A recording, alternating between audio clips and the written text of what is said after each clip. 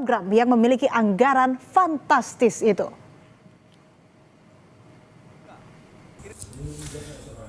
Analisis kasus dugaan korupsi program makan bergizi gratis atau MBG berdasarkan labeling teori, social control teori, dan konflik teori. Selamat malam Ibu, izin memperkenalkan diri, nama Emal Sidik, STB 5598, Prodi Teknik Pemasyarakatan kelas A. Pada kesempatan kali ini, saya akan membahas analisis kasus dugaan korupsi program makan bergizi gratis atau MBG dengan menggunakan 3 teori kriminologi, yaitu labeling teori, social control teori, dan konflik teori. Video ini dibuat untuk memenuhi tugas ujian akhir semester mata kuliah kriminologi dengan Ibu Christina sebagai dosen pengampu. Kasus ini menarik untuk dikaji atau dibahas karena tidak hanya berkaitan dengan dugaan tindak pidana korupsi, tetapi juga menyangkut relasi kekuasaan, lemahnya pengawasan, serta bagaimana masyarakat memberikan stigma kepada pelaku yang telah ditetapkan sebagai tersangka. Melalui analisis ini, kita dapat memahami bahwa kejahatan tidak hanya dipengaruhi oleh faktor individu, tetapi juga dipengaruhi oleh faktor sosial, kelembagaan, dan struktur kekuasaan yang ada di masyarakat.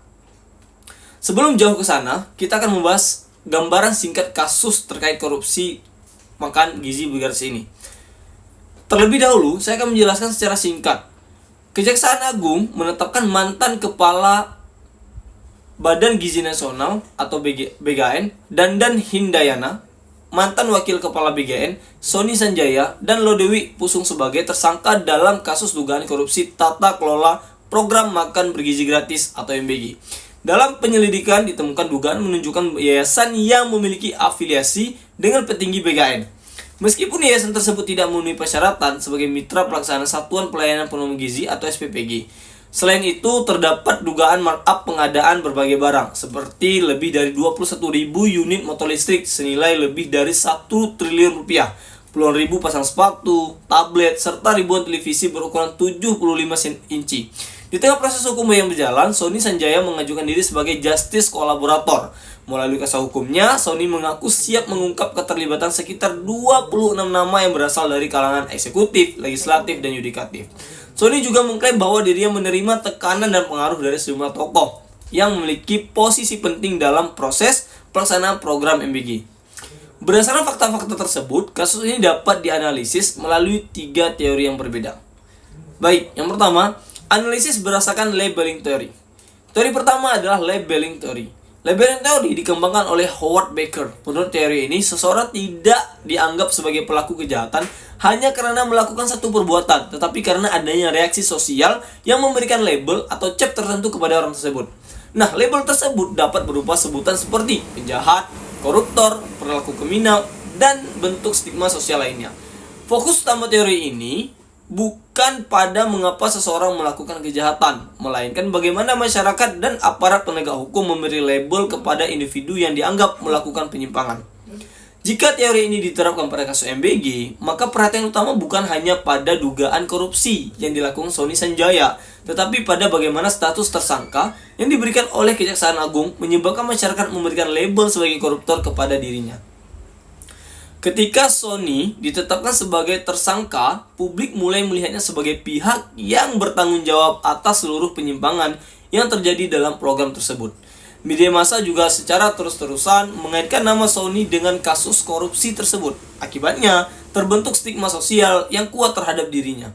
Namun, menariknya, Sony kemudian mengajukan diri sebagai justice kolaborator.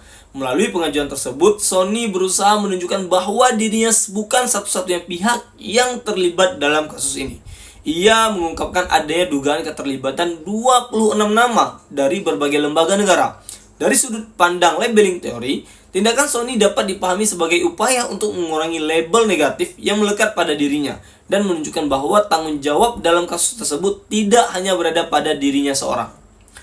Fakta-fakta yang mendukung analisis ini adalah penetapan Sony sebagai tersangka, pemberitaan luas mengenai keterlibatannya dalam kasus korupsi, serta pengajuan justice kolaborator yang bertujuan mengungkap pihak lain yang diduga terlibat. Meskipun demikian, teori ini memiliki kelemahan karena tidak mampu menjelaskan mengapa korupsi itu terjadi sejak awal. Teori ini lebih fokus pada reaksi sosial setelah kejahatan terungkap. Baik, analisis yang kedua adalah berdasarkan social control teori. Teori kontrol sosial yang dikembangkan oleh Travis Hirschi. Menurut teori ini, pada dasarnya setiap manusia memiliki potensi untuk melakukan pelanggaran hukum. Namun, perilaku tersebut dapat dicegah apabila terdapat kontrol sosial yang kuat. Kontrol sosial dapat berasal dari keluarga, lingkungan kerja, institusi pemerintah, norma sosial, serta sistem hukum yang berlaku. Hirschi menjelaskan bahwa seseorang akan lebih patuh terhadap hukum apabila memiliki keterikatan terhadap nilai-nilai sosial, komitmen terhadap tujuan yang sah, keterlibatan dalam kegiatan positif, dan kepercayaan terhadap norma hukum. Dalam kasus ini, teori menjelaskan bahwa korupsi dapat terjadi karena lemahnya kontrol sosial dan lemahnya sistem pengawasan terhadap pelaksanaan program. Program MB sendiri merupakan program strategis nasional yang memiliki anggaran yang sangat besar. Seharusnya terdapat mekanisme pengawasan yang ketat untuk memastikan seluruh proses berjalan sesuai aturan. Namun, fakta menunjukkan adanya dugaan penunjukan yayasan yang memiliki hubungan dengan petinggi BKN. Meskipun yayasan tersebut tidak memenuhi syarat. Selain itu, ditemukan dugaan markup dalam pengadaan motor listrik, tablet, televisi, dan berbagai barang lainnya. Hal ini menunjukkan bahwa mekanisme kontrol dan pengawasan tidak berjalan secara optimal. Jika sistem pengawasan internal dan eksternal berjalan dengan baik, maka penyimpangan tersebut seharusnya dapat terdeteksi lebih awal. Teori ini juga menjelaskan pengakuan Sony mengenai adanya tekanan atau pengaruh dari pihak tertentu. Apabila benar terdapat tekanan tersebut, maka individu yang terlibat mungkin lebih memilih mengikuti kepentingan kelompok daripada menaati aturan hukum yang berlaku. Fakta-fakta yang mendukung analisis ini ialah dugaan markup pengadaan barang, penunjukan yayasan yang tidak memenuhi syarat, lemahnya pengawasan program, serta adanya pengaruh dari pihak tertentu terhadap proses pengambilan keputusan. Teori ini adalah mampu menjelaskan bagaimana kegagalan sistem pengawasan dapat membuka peluang terjadinya korupsi. Namun, kelemahannya adalah teori ini kurang mampu menjelaskan peran kekuasaan politik dan jaringan elit dalam kasus korupsi berskala besar. Baik, untuk teori yang ketiga, kita akan bahas kasus ini berdasarkan konflik teori. Nah, konflik teori itu sendiri itu dikembangkan oleh Karl Marx. Teori ini berpendapat bahwa masyarakat terdiri atas kelompok-kelompok yang memiliki kepentingan berbeda dan saling bersaing untuk memperoleh kekuasaan, pengaruh, dan sumber daya ekonomi. Menurut teori konflik, kejahatan sering kali muncul akibat ketimpangan kekuasaan dan konflik kepentingan di antara kelompok-kelompok tersebut. Dalam perspektif teori konflik, hukum tidak selalu netral karena seringkali dipengaruhi oleh pihak yang memiliki kekuasaan lebih besar. Apabila teori ini diterapkan pada kasus MBG, maka korupsi tidak hanya dipandang sebagai tindakan individu, tetapi sebagai bagian dari konflik kepentingan dalam pengelolaan sumber daya negara. Program MBG sendiri itu memiliki anggaran yang sangat besar, sehingga menjadi sumber daya yang bernilai tinggi. Sumber daya tersebut berpotensi menarik berbagai kelompok yang ingin memperoleh keuntungan ekonomi maupun politik. Sony mengungkapkan adanya 26 nama dari unsur eksekutif, legislatif, dan yudikatif yang diduga memiliki keterlibatan dalam kasus tersebut. Jika informasi tersebut terbukti benar, maka hal ini menunjukkan adanya jaringan kekuasaan yang mempengaruhi pelaksanaan program. Selain itu, Sony juga mengaku menerima tekanan dan pengaruh dari pihak-pihak tertentu. Fakta ini menunjukkan adanya relasi kekuasaan yang tidak seimbang. Dalam kondisi seperti itu, keputusan tidak selalu diambil berdasarkan aturan hukum, tetapi dapat dipengaruhi oleh kepentingan pihak yang memiliki kekuasaan yang lebih besar. Konflik teori juga mampu menjelaskan mengapa terjadi dugaan afiliasi antara yayasan tertentu dengan petinggi BKN. Hubungan tersebut dapat dipahami sebagai upaya kelompok tertentu untuk memperoleh akses terhadap sumber daya dan keuntungan yang berasal dari program negara. Fakta yang mendukung teori ini ialah adanya dugaan keterlibatan pihak dari berbagai cabang kekuasaan, adanya pengaruh atau tekanan terhadap Sony, besarnya anggaran program MBG, serta dugaan afiliasi yayasan dengan pejabat tertentu. Baik, sekarang kita akan masuk di seksi perbandingan ketiga teori. Jika dibandingkan, masing-masing teori memiliki kelebihan dan kelemahan. Labeling teori misalnya, sangat baik untuk menjelaskan bagaimana seseorang memperoleh stigma sosial sebagai pelaku kejahatan, namun teori ini kurang menjelaskan penyebab utama korupsi. Kemudian, social control teori.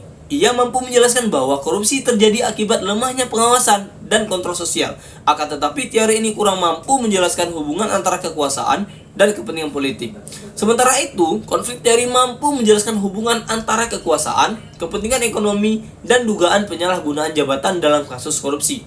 Meskipun teori ini cenderung lebih fokus pada faktor struktural dibanding faktor individu, teori ini memberikan penjelasan yang paling luas terhadap kasus MBG di atas. Maka dari itu, teori yang paling mampu untuk menjelaskan kasus ini menurut saya adalah teori konflik teori. Alasannya, karena fakta-fakta yang muncul menunjukkan adanya indikasi keterlibatan berbagai pihak dari unsur eksekutif, legislatif, dan yudikatif. Selain itu, program ini merupakan program dengan anggaran yang sangat besar, sehingga berpotensi menjadi objek perebutan kepentingan. Pengakuan Sony mengenai tekanan dan pengaruh dari pihak tertentu juga menunjukkan adanya ketimpangan kekuasaan yang menjadi fokus utama dalam teori konflik. Dengan kata lain, kasus ini tidak hanya menggambarkan tindakan korupsi oleh individu tertentu, tetapi juga menunjukkan adanya kemungkinan jaringan yang kepentingan lebih luas dalam pengelolaan sumber daya negara. Baik, sebagai penutup, dapat disimpulkan bahwa kasus dugaan korupsi di program makan bergizi gratis dapat dianalisis dari berbagai sudut pandang. Labeling teori menjelaskan bagaimana Sony Sunjaya memperoleh label sebagai koruptor dan bagaimana ia berusaha mengubah persepsi tersebut melalui status justice kolaborator. Sosial teori menjelaskan bahwa korupsi sering terjadi akibat lemahnya pengawasan dan kontrol institusional dalam pelaksanaan program. Sementara itu, konflik teori menjelaskan bahwa korupsi dapat muncul karena adanya konflik kepentingan, ketimpangan kekuasaan, dan perebutan sumber daya ekonomi dalam suatu program negara. Dari ketiga teori tersebut, konflik teori merupakan teori yang paling mampu menjelaskan kasus ini karena paling sesuai dengan faktor mengenai dugaan keterlibatan banyak aktor, besarnya kepentingan ekonomi, dan adanya pengaruh kekuasaan dalam pelaksanaan program MBG. Baik, cukup sekian yang dapat saya sampaikan. Semoga bermanfaat. Selamat malam.